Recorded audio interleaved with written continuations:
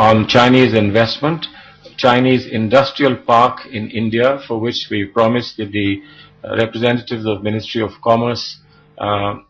can visit India soon, and they can look around to see which point, other than places they've already identified in the past for engagement,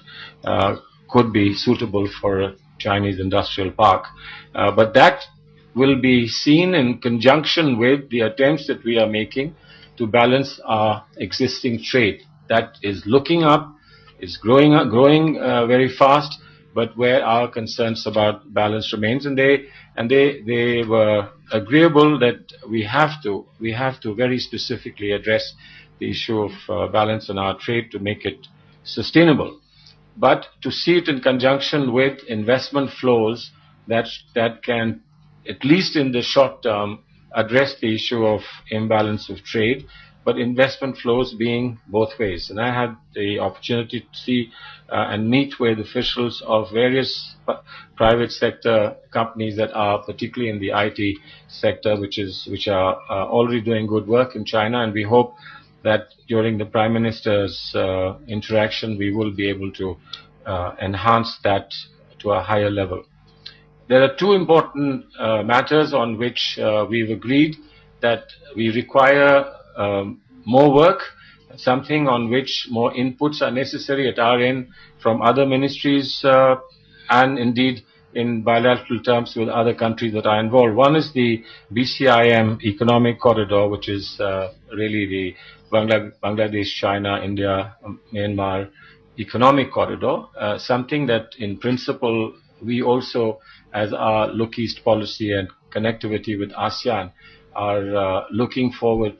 to being able to establish, but on which some bilateral, I think, engagements are still called for, particularly with Bangladesh, and that is an area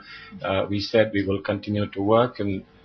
it could at some stage involve all the countries working together, but certainly in principle an attractive idea, something that we would have worked on ourselves and are working on ourselves, but we will be happy to engage with them once everybody is